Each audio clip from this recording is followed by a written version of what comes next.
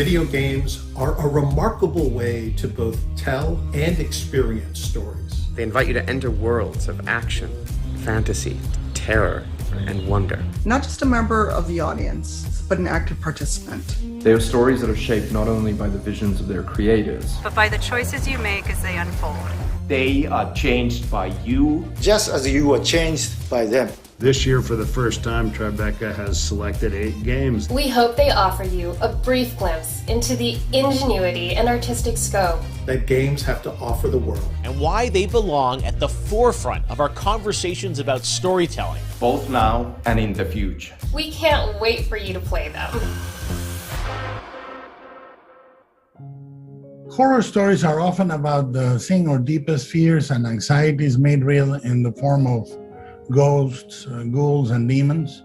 But in the survival horror game Signalis, the true horror lies not in the shambling monsters you find lurking in a subterranean bunker or an alien planet, but in what lies beyond the limits of human comprehension. Revelations so dreadfully that can shatter the mind. This is the cosmic horror of Signalis.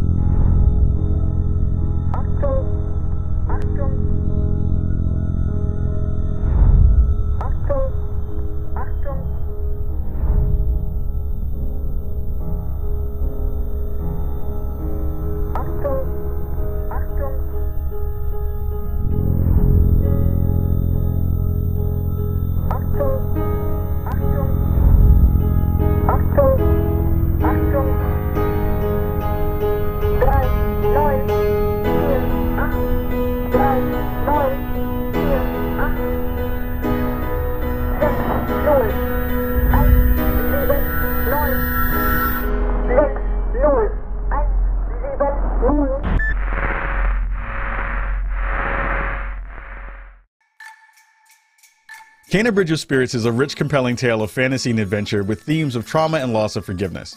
And yes, it's full of fast-paced action and breathless battles with supernatural foes, but the first thing that hits you when you see it is the beauty of a debut game from a small but passionate team at Ember Labs, and how the stunning animation of its lush, magical world pulls you into a journey of a spirit guide trying to save a village haunted by restless souls. But why not let you see it for yourself? Here's our next official selection, Cana Bridge of Spirits.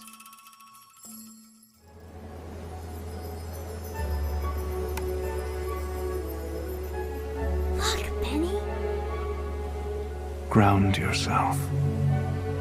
feel the energy of the mountain. Draw on its power.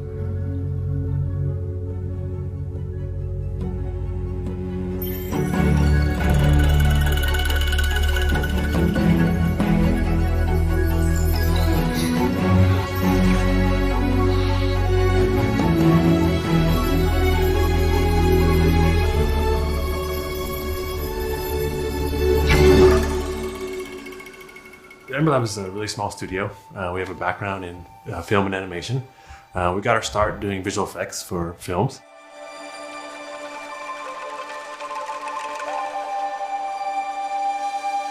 And then from there we grew into doing a lot of animated work for commercials.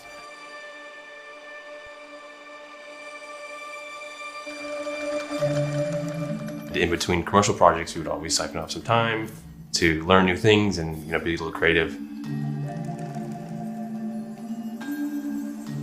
And over time, we decided that, wow, we have a real passion for games, and we wanted to throw our hat into the ring with our first project, Cana.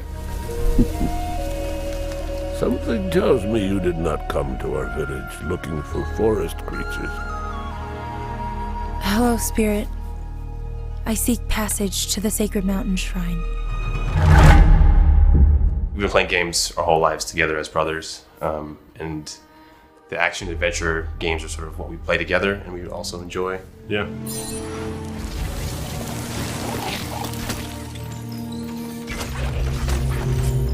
We kind of had this idea of the rot being a kind of a force of nature that was maybe working against you. It was kind of the enemy initially.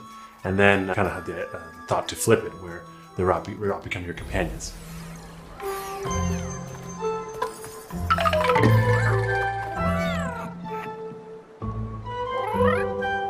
Come on. And that's when we kind of found that we had something kind of unique. It opened up a lot of cool mechanics, especially with the puzzles in the game.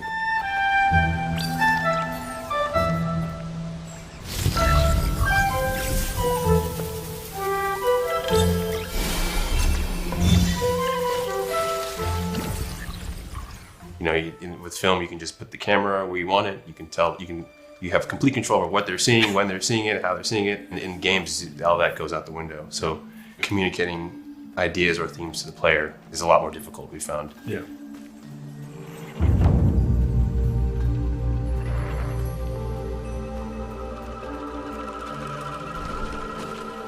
You have to be really sort of crafty in how you're getting communication to the player, especially when you're trying to do it through gameplay and not just always through cutscene. One of Tara's memories. I should see where it leads me. We love creating immersive experiences, and we try to really think about atmosphere and tone a lot when we're on the game development side.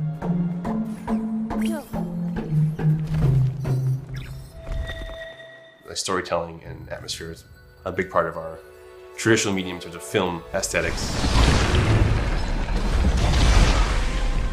Just having the world be something that you want to sit down and explore and be a part of was a goal of ours from the beginning.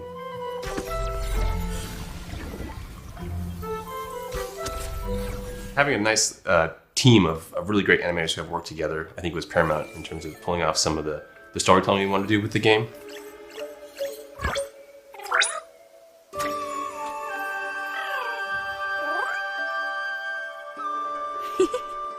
We're actually making a 45-minute animated movie inside of a game.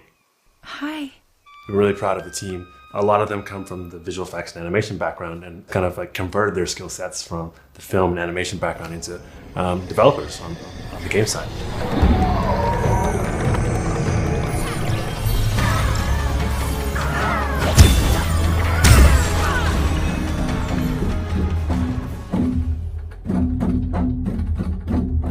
During the process of making the game, we also were introduced to a musical group called Sudamani. And we actually, Jason and myself went over to Bali to do recording for the soundtrack.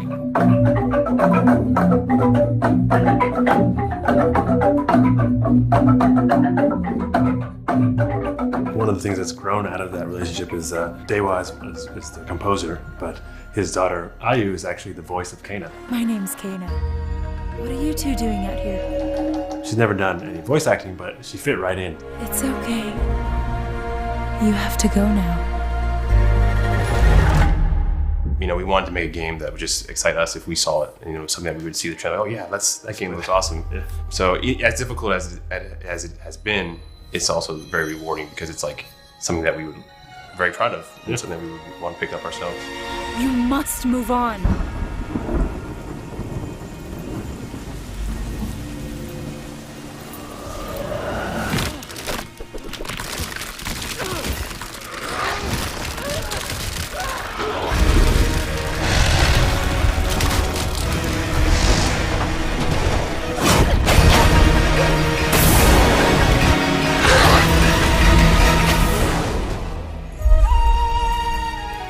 The path of a spirit guide is a lonely one.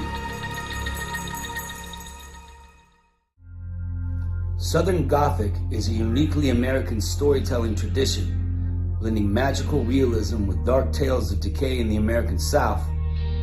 Norco adds a dash of sci-fi to the Southern Gothic stew, weaving cyborgs and artificial intelligence into pixelated Louisiana landscapes, where the sun sets heavy and orange over the swamps, and oil refineries blaze like torches in the night.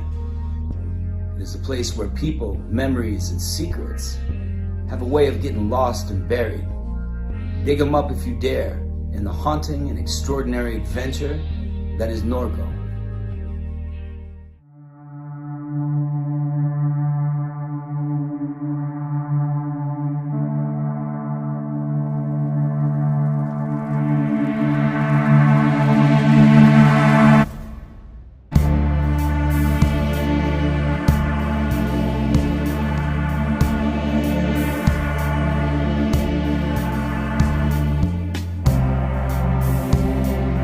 Geography of robots. There's a handful of devs, artists, and musicians making output that is largely centered around the American South and the psychogeography of the American South.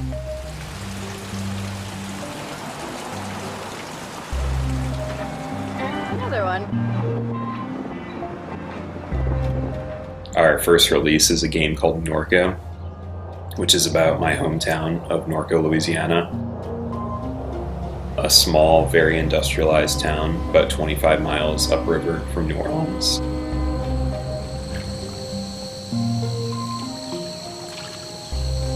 There's so many intersecting pieces of infrastructure. So many stories embedded in the landscape. I've been fascinated with that region since I was a kid. I wanted to synthesize all of those research interests into something, and Norco is that culmination of effort.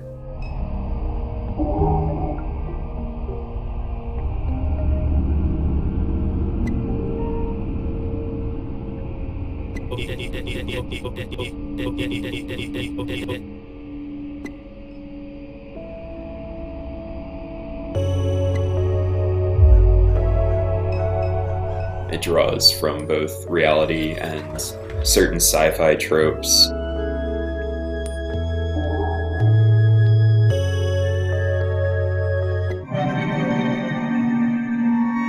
To explore little air pockets of the surreal within the reality of the game. The primary benefit that we have working in this sort of adventure game, point and click genre is that we've got just decades and decades of iteration to build on within this genre, going back to the old Lucas games, Monkey Island and such. What works for our story? What are the necessary mechanics to tell the story of Norco?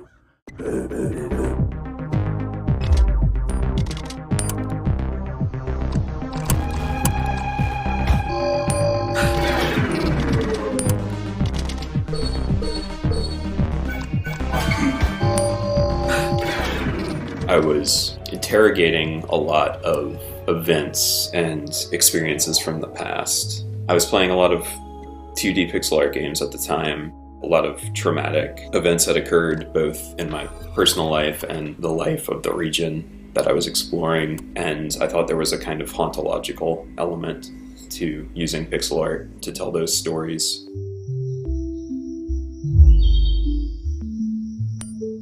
I don't have any artistic experience, and so doing a simple 2D pixel art game fit the best within my limited resources that I had.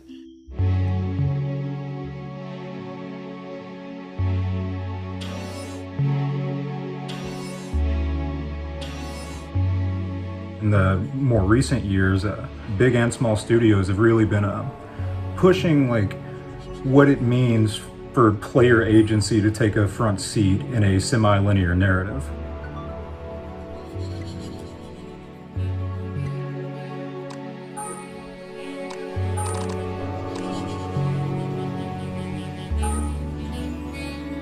It has been an interesting journey, pushing the boundaries of the medium and kind of forcing it into this more complex, uncomfortable future.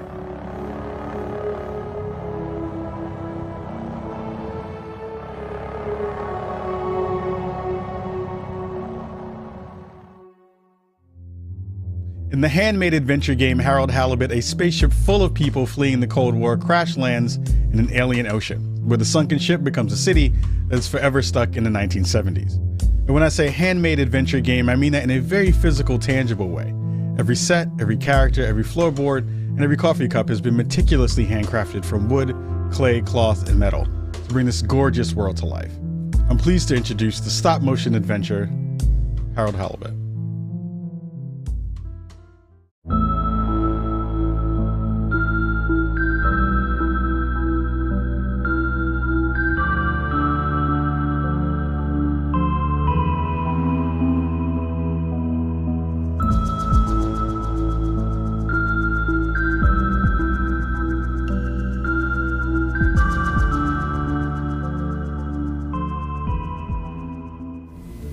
Hi, we are Slow Brothers, a tiny interdisciplinary game studio based in Cologne, Germany.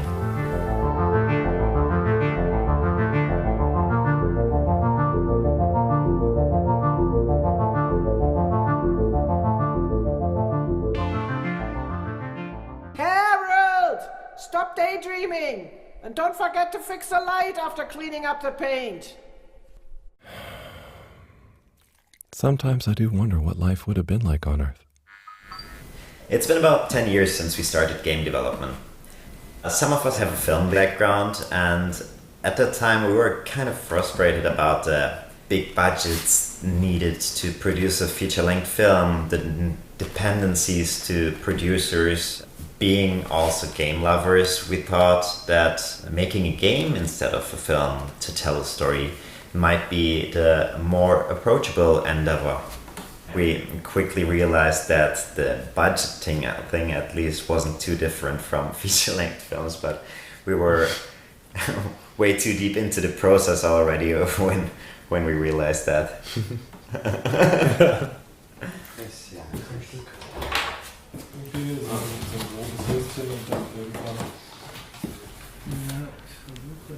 Our goal has always been to create an accurate recreation of a stop-motion film, to create a cinematic feel.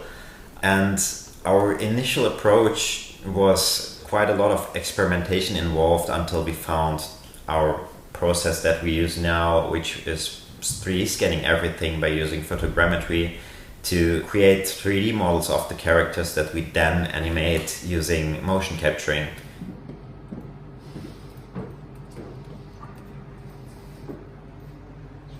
Which gave us this fluidity and also all the options that we have in modern 3D games to light the scenes in a cinematic way and to use camera movement.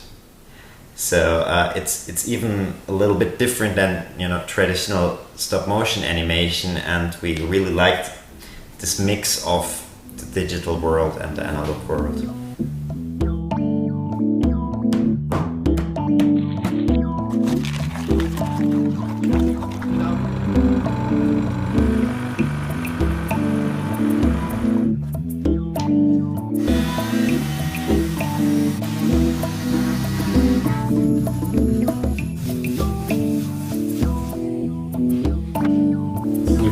bunch of people questioning why we put such effort into building the sets and the tiny details. Ultimately, we think that's why the game feels the way it does is because of the sum of its parts and that level of detail coming together as like a greater thing. We just like put a lot of effort into giving the individual characters and Harold's social environment a lot of depths, and that ultimately makes for like a rich experience. Now, if you're quite ready. Sure. Ready for what? I made a breakthrough discovery at the Arboretum last night. Do you remember the last batch of bloomy rocks? Oh, the really small ones from the last intake? The ones with the strange shapes and the little holes and... The blue ones, yes. Turns out their surface composition doesn't just give us clues about our immediate aquatic environs. I think they've picked up some influences from outer space as well. We create a relatable science fiction world instead of having a super distant sci-fi future where things are so different that it might as well be magic. It may have started with one man, but it took the hearts and minds of many more to make the dream a reality. That dream began at the height of the Cold War, when the world was on the very brink of annihilation. He conceived of an ark-like spacefaring ship. After 200 years, we finally arrived at our destination, only to find that the promising, watery planet contained no habitable landmass and dense toxic gases in the atmosphere. The Cold War seemed like a good starting point for the backstory of our game, and it enabled us to have this kind of weird mix of being stuck in the 70s on one hand and not living through the things we all know in our present, but also thinking into the future, the 200 years after that, and creating this kind of alternative timeline where things evolved in a different way.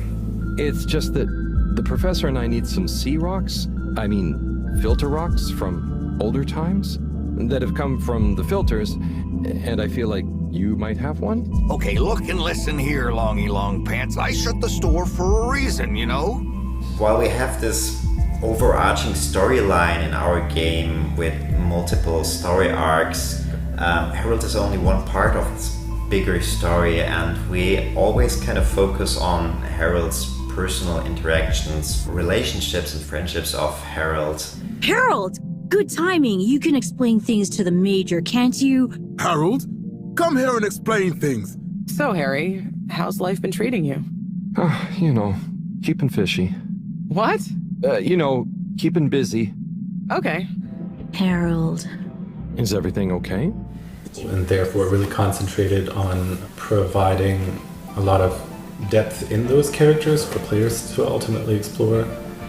Harold, won't you stay? The jog team won't be the same without you. Yeah, venga, Harold! You can't leave now, I just got here! Jog team, jog team, jog team! Go jog team. Come on, Harold. Keep up. Deep breaths, Harold. You're doing great. Guys, have you got any tips? Just keep on moving, Harold. You never know when you'll have to slow down. So keep going while you can.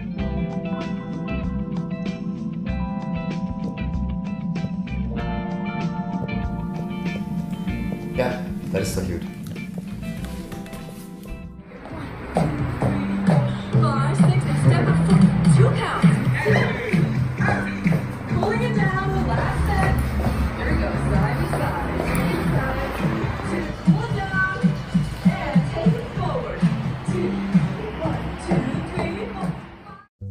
Imagine setting off across a vast desert on a rite of passage, with no one to share the long and lonely trip but your trusty hover bike.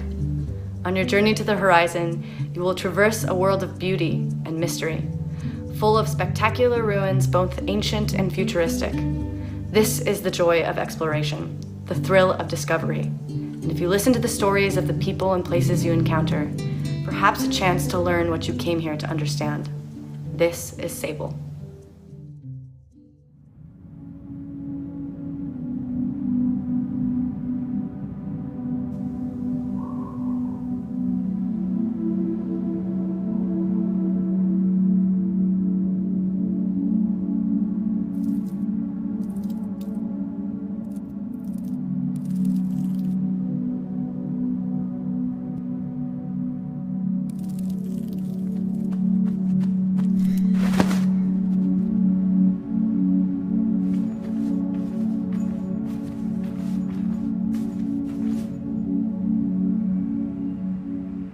Shedworks is us. I'm Greg, this is Daniel, and we started out in my parents' shed.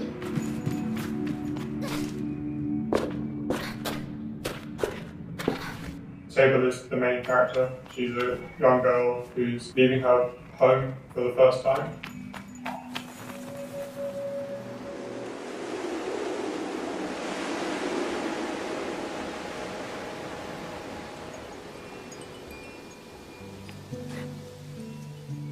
The gliding is what Sable embarks on as the story starts, and it's something that everybody who comes of age in the world of Sable does. It's how you find out what you want to become in life. Leaving your home behind and experiencing the world, meeting people, trying things, helping folks in need, and ultimately deciding, what do I want to devote my life to?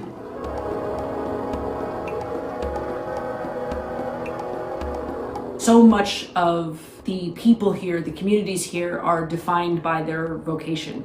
You know, the desert that they live in is inhospitable, and so they've kind of had to come together and had to form groups around resources. And so Sable kind of goes from place to place, meeting different societies and cultures, built around completely different experiences of the same environment.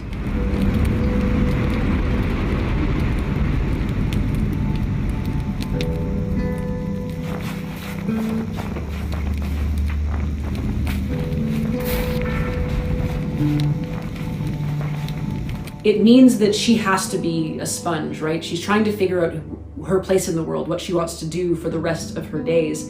And I think that's what makes the story so fun. It really is about the places that you go, the people that you see, and the experiences that you have that not only shape her gliding, but shape her.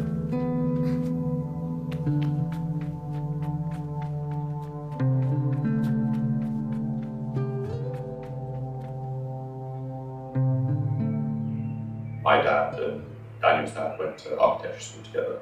You know, our lives have kind of crossed a bit in that period. Your mum taught me art at secondary school. By the time we were at sort of university age, that was when indie games have really kind of taken off as a creative sort of field. I started to think about them as something that I could make myself.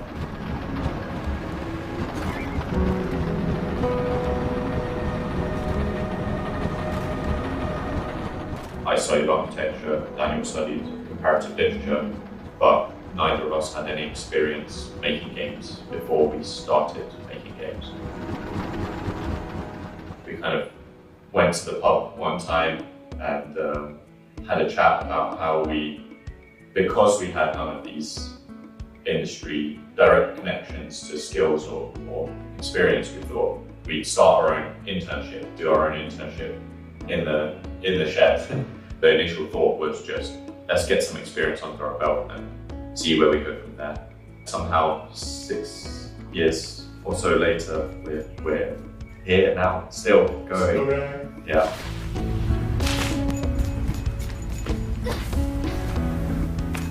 The thing that we've really tried to focus on is exploration, and we've kind of geared every design decision that we could around that focus. There's no real danger to the player in the game. It is quite relaxing in a way, but that doesn't make it less curious a world to explore, I think. I think the unique thing about it is how lonely it is, and the pace of the game is very laid back.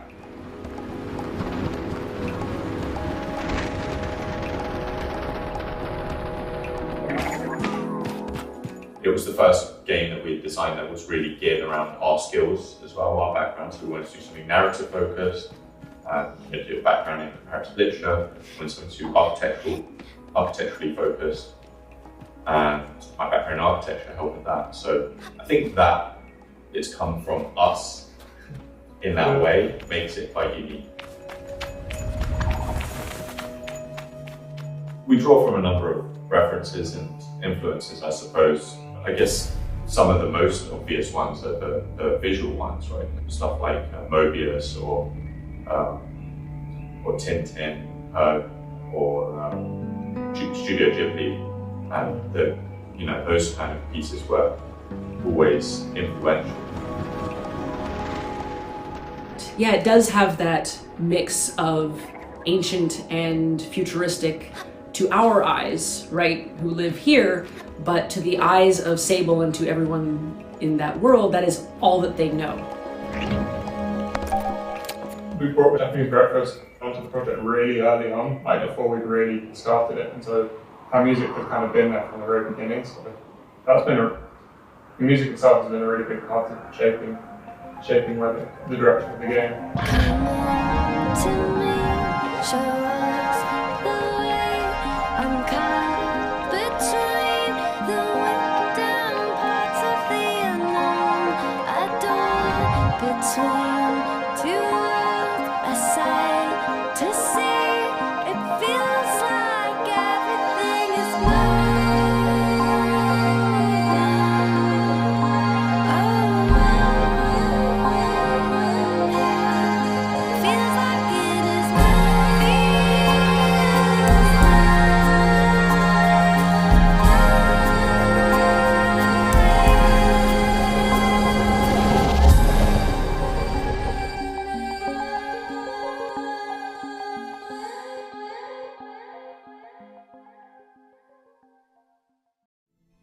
In the Gothic fairy tale Lost in Random, the world is divided into 6 shadowy realms, where every citizen's fate is determined by the roll of a cursed die.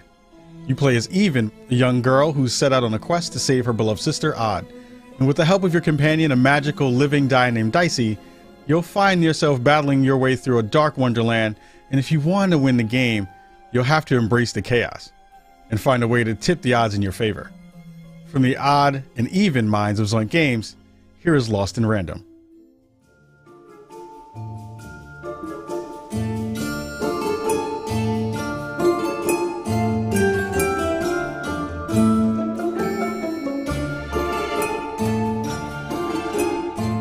So Lost in Random is being developed here at Zoink Games in Gothenburg, Sweden. We're about 80 developers with a few different projects, but Lost in Random is definitely our biggest and most ambitious project ever. We're known for doing quite narrative-driven games. We really want to make games that speak to people and touch people and make people think. Lost in Random is a 3D action-adventure game set in the gorgeous Gothic fairy tale world of Random. And it tells the tale of Even, a young girl who befriends Dicey, a living dice with incredible powers. Even goes on this journey to rescue her sister from the clutches of a mad queen who's obsessed with board games. And so the queen decreed that any child who had turned the age of 12 would be given the grand honor of rolling her one true dice to show them their place in the world of Random, for Random is fair, Random prevails, and Random rules. Random rules. Even she's this naive young kid who's just, for the first time, going out into the world to find out who she is. It's really a story about the randomness of life and conquering the fear of it.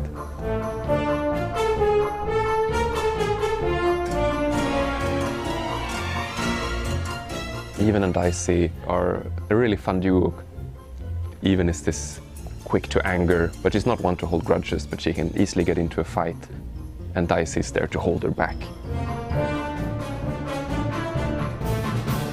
Dicey, who is this cute puppy kind of character, his moment to shine is when you're in combat.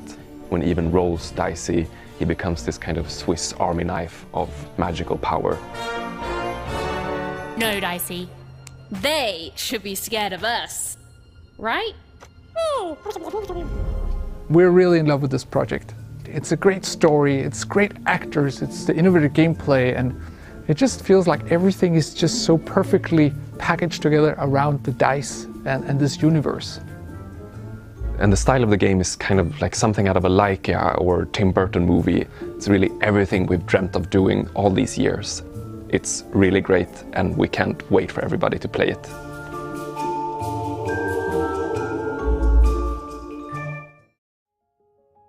In the interactive thriller 12 Minutes, You play as a man who becomes trapped in a time loop, replaying the same 12 minutes of one fateful evening in his apartment over and over again. Each time you're going to have the chance to make new choices, learn what led up to those terrible events, and perhaps even escape them.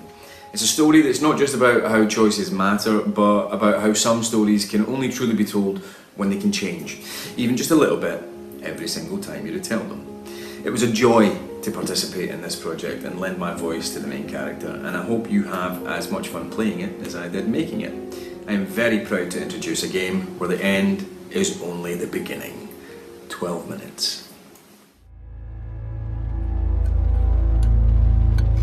I have a surprise for you. Okay.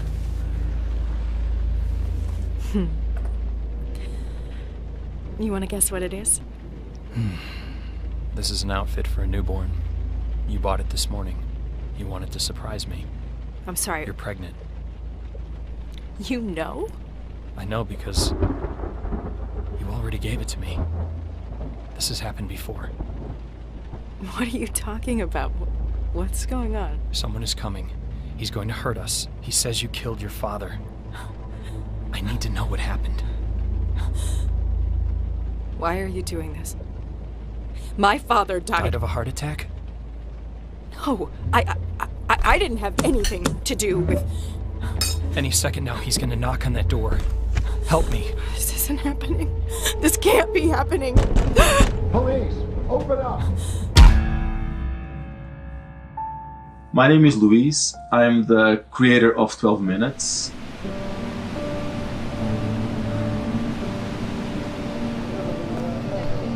I grew up watching a lot of film. They always captivated me, and I tried to understand what were they doing.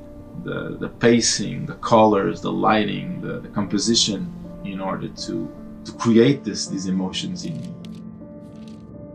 What are the tools we have as game designers that allow us to do similar things? I think the biggest challenge is that usually when we think about narrative, we think about a linear progression. And in an interactive game, at least in 12 minutes, that information can come at any moment depending on what you've done. What's the occasion? I'll tell you over dessert. All right, I'm ready to get wowed by this dessert. Just give me 1 second. You know, I'm fascinated by the idea of if you knew what's going to happen, what would you do differently? 12 Minutes is an interactive thriller about a man trapped in a time loop.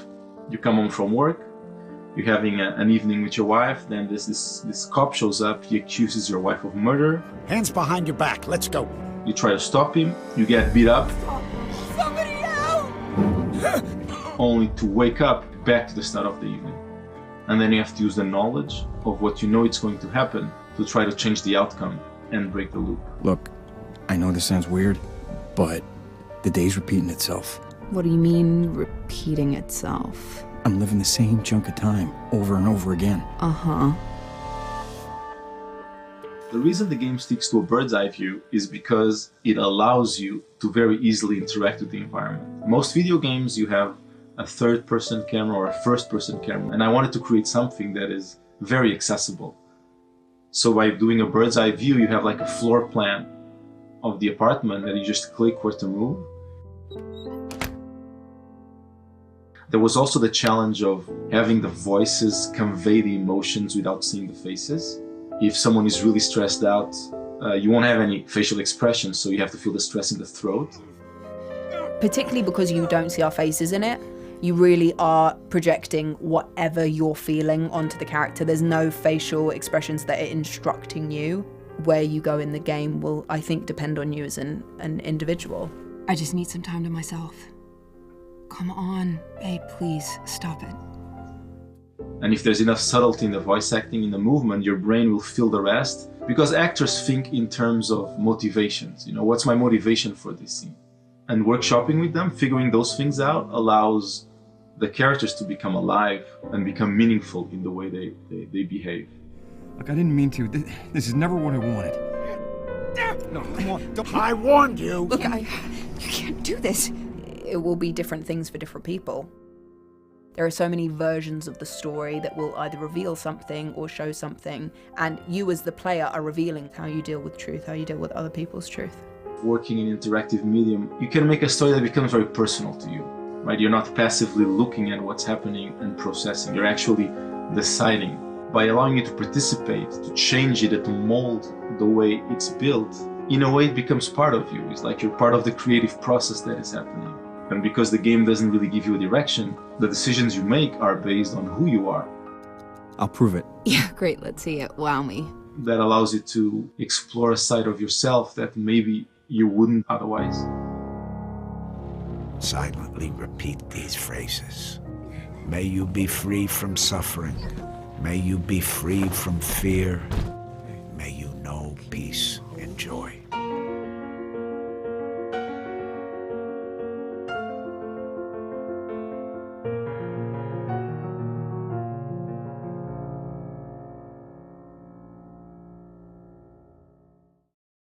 If you're not familiar with The Big Con, a coming-of-age comedy adventure about a teen in the 1990s, well, let me explain. You play as Allie, a high school junior who learns that her mom is about to lose her video rental store to loan sharks unless they come up with over $90,000 ASAP. Well, there's clearly only one thing you can do. Run away from band camp, head to the mall, and become a con artist. I mean, that's just common sense.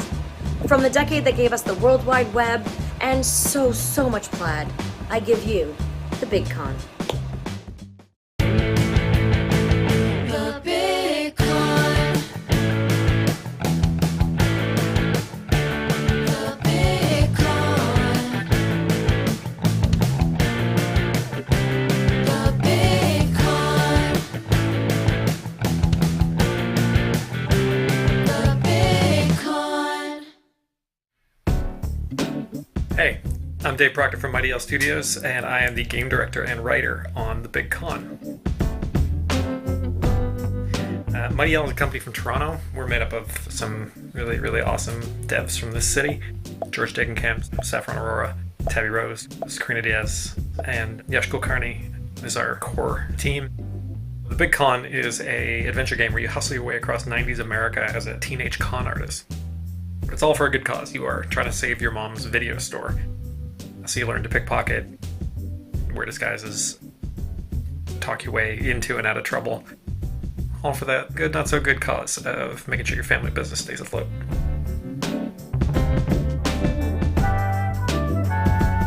You know, one of the toughest things about making this game was selling people on the non-violent crime aspect of it.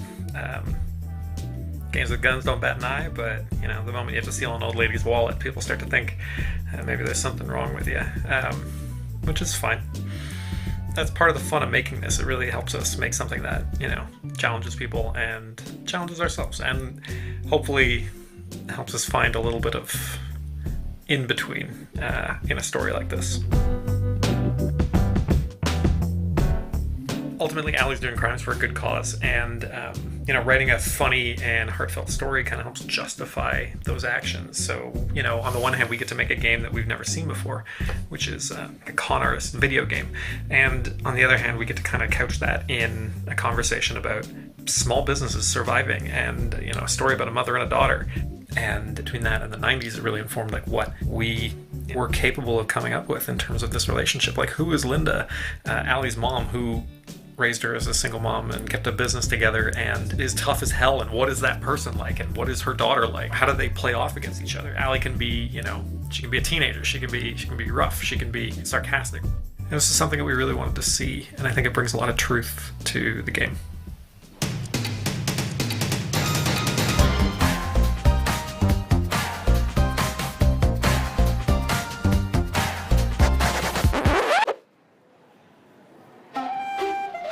If it makes us laugh, it goes in the game. That was our rule. Like, we really want you to explore and find stuff.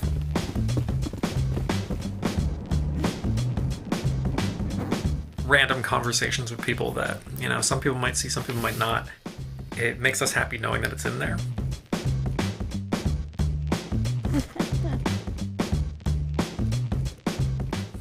And it, I think, really builds on the feeling of like building your own adventure.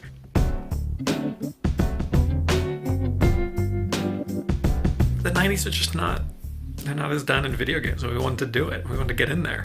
The 90s are a time when you don't have cell phones, you don't have the internet, you don't have the ability to look this stuff up if you need to, and it makes it a little bit more believable that you can be a traveling con artist, which I think is part of the charm. And so, you know, with the 90s means that we also get to do this ripping, colorful palette that Saffron put together. I watched a lot of cartoons growing up. Hey Arnold, Doug, and The Simpsons. They sort of set the foundation for this cartoon 90s aesthetic. Bright, contrasting colors, exaggerated features, and like fun geometric patterns. So Allie is a very does what she wants character. She wears her cap backwards. That to me was always the signature look of the cool leader type character that you'd see in a lot of cartoons. You know, she has the ripped jeans, the baggy t-shirt, and she also wears her plaid shirt wrapped around her waist, which is, you know, a very, I think, 90s style. The references from Burblos to music or grunge or you know, what movies were popular, and like it just, we don't want to beat you over the head with nostalgia, but we want to bring you there. We want you to be on this journey with us. The Big Con is the 90s crime adventure you've been waiting for. What do you think, Rad Ghost? Okay. So I want to finish off by saying thank you so much for the opportunity to be a part of this. And to be, you know, in the presence of such incredible games, and really just incredible international talent. Means a lot to a pretty stoked team from Toronto. So we hope to see you there, and we may try to steal the award anyways.